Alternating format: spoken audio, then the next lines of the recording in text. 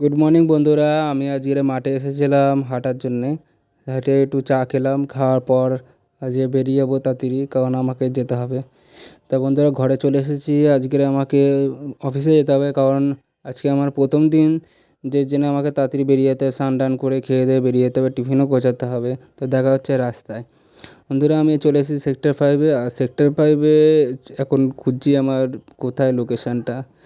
আজকের আমি বুঝে গেলাম আমাকে কী কাজ করতে হবে। আমার কম্পিউটারের সামনে আমাকে দেখিয়ে দিয়েছে কী করতে হবে।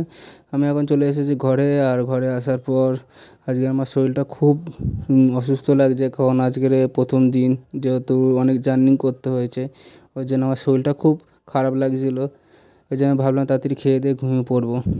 এখানে ভাত আর আমাকে এই সর্ষে ইলিশ দিয়েছে খাওয়ার জন্যে। এটা খেয়ে আজকে ঘুমিয়ে পড়বো। তো বন্ধুরা, আজকে ভিডিওটা এই অবধি। দেখা হচ্ছে নেক্সট ডে। গুড নাইট বন্ধুরা।